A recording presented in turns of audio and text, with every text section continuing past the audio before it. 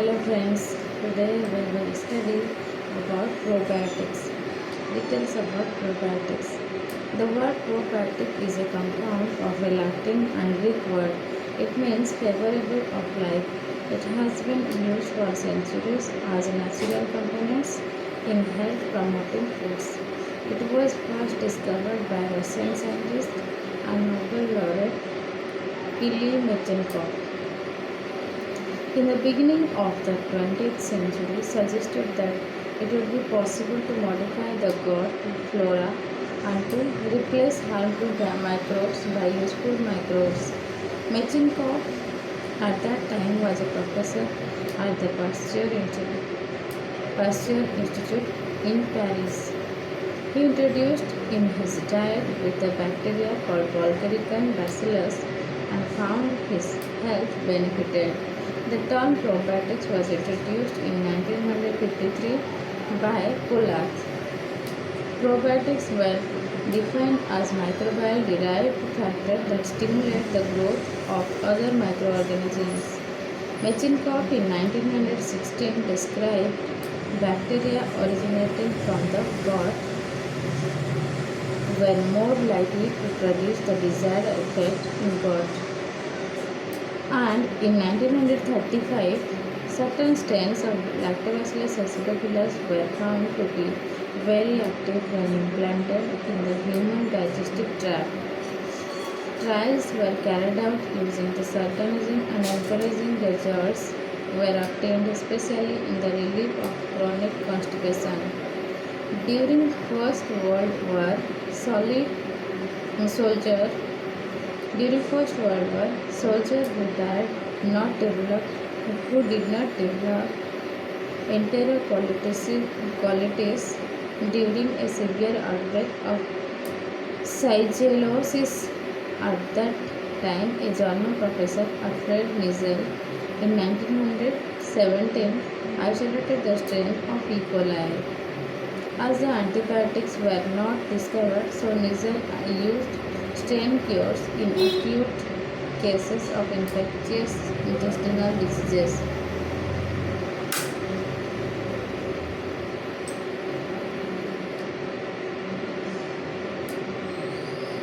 Another scientist named Redger in 1990 named Mechenkov's Bulgarican bacillus as Lactobacillus bulgaricus and told it could not live in human intestine and it is found from fermented food. Dr. Minoru Shirota in 1930, Kyoto University, Japan, the first ever culture Lactobacillus casei strain Shirota was made. This organism was isolated from human intestine. It is resistant to gastric acid and bile acid and therefore reached to the lower intestine after oral administration. In the late 1940s, interest in the gut microflora was stimulated by two research developments. First, the finding that antibiotics included in the feed of farm animals promoted their growth. A desire to discover the mechanism of his effect lead to discover the mechanism of his effect lead to increase the study of the composition of the gut affected the host animal. Secondly, the more readily availability of germ-free animals provided a technique for testing the effect that the newly discovered intestinal inheritors were having on the host. This increased knowledge also showed that Lactobacillus acidophilus was not the only lactobacillus in the intestine, and a wide range of different organisms came to be studied and later used in probiotic preparations. In the early days, the selection of strains for probiotic use was largely empirical. However, recently, with increased knowledge, attention has been paid to the features which involved in colonization of the gut. Different species of lactobacilli have markedly different characteristics. Recent trials treating GI disturbances with different strains of lactobacilli produce mixed results. Strain selection is important. The strain should have some attributes for it to implant and have a beneficial impact. Adhere to the mucosal surface of GI tract, gastrointestinal tract, to prevent being washed out by peristalsis, produce metabolites inhibitory or antagonistic to the indigenous microflora. That means to improve its chance of becoming established in the gut. First point is survive the rigors of transit through the GI tract, such as exposure to stomach and bile acids. And second is possess antagonism towards a particular target pathogen. According to a recent study from the University of Tokyo, as Candida proliferates in intestines, it can change its anatomy and physiology from the yeast-like form to the myceloid fungal form. Dr. Yamaguchi and colleagues have recently found that when biotin is added to the medium in high levels, it can prevent the conversion of the yeast from the Candida to its fungal form. The genus Candida includes about 15 different species. However, only a few are known to cause human infection, that is C. albicans. C. albicans is the C. albicans or Candida albicans is the most significant pathogenic species. The genus Candida and species C. albicans was described by botanist Christine Marie Burkhardt in her doctoral thesis at the University of Utrecht, 1923.